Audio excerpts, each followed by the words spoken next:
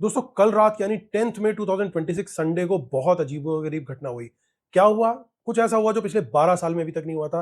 Prime minister Modi ने आकर के बोला, हैदराबाद की एक कॉन्फ्रेंस में उन्होंने ये बात बोली कि भाई अ, हमारे को जो है ऑस्टेरिटी मेजर्स लेने चाहिए। हमारी जो कंट्री के लोग हैं उन लोगों को काफ़ी चीज़ों के ऊपर कटौती करनी चाहिए। जिसके अंदर प्रमुख ये था कि ऑयल जो है उसका प्रयोग ज़रा सोच समझ करके करें, कारपूल यूज़ करें, वर्क फ्रॉम होम करें, घर पे तेल को थोड़ा कम से कम यूज़ करें, फॉरेन ट्रैवल ना करें, गोल्ड का इंपोर्ट ना करें। बट ये सब मेजर्स सब लोग इसकी बात कर रहे हैं कि कल क्या हुआ, लेकिन मैं आज बात करूंगा कि ये क्यों हुआ।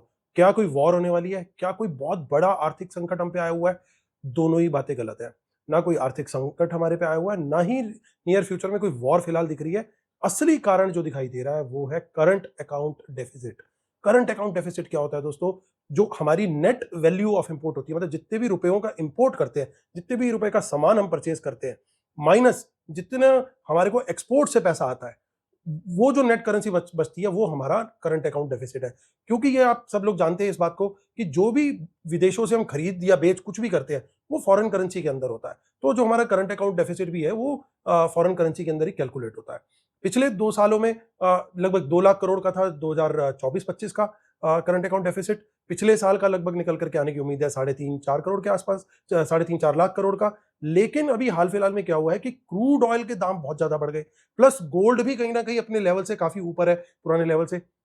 और क्रूड ऑयल जो है वो अकेला ही 10 लाख करोड़ का हमारा सालाना कम से कम इंपोर्ट है, और इस समय जो बढ़े हुए दाम है तो और ज्यादा इसकी वैल्यू बढ़ने की उम्मीद है। दूसरा जो हमारा सबसे बड़ा इंपोर्ट होता है दोस्तों वो होता है गोल्ड का, जिसमें लगभग 6 से 7 लाख करोड़ का वैल्यू होता है। तो 10 लाख करोड़ प्लस 6-7 लाख करोड़ प्लस 3 लाख करोड़ के करीब का होता है हमारा फॉरेन ट्रेवल, तो टोटल बैठ जाता है यही 20 लाख करोड़। और ये वैल्यूएशन जो है दोस्तों ये 85, 86, 87 रुपीज पर डॉलर के रेट पे है।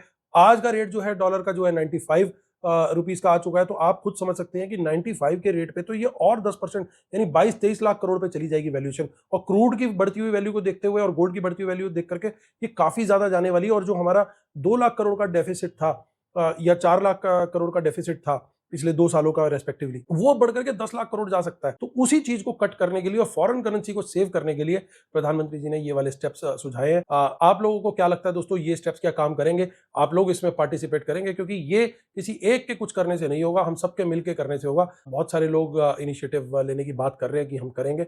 मुझे भी लगता है कि अगर कोई इतनी इमरजेंट सिचुएशन है कि 12-13 सालों में अगर प्रधानमंत्री ने कोई बात नहीं बोली है, आकर के पहली बार बोल रहे हैं, हमें इस प्रयास में जुड़ना चाहिए। आपका क्या विचार है? कमेंट में जरूर लिखिएगा। रात 9 बजे आज एक डिटेल वीडियो के अंदर मैं इसका स्टॉक मार्केट के ऊपर क्या इंपैक्ट हो सकता है आने वाले टाइम में, उस बारे में भी बात करूंगा। तो हमारे चैनल को जरूर सब्सक्राइब कीजिएगा। रात 9 बजे आज मिलते हैं लाइव, तब तक के लिए टेक केयर, बाय बाय।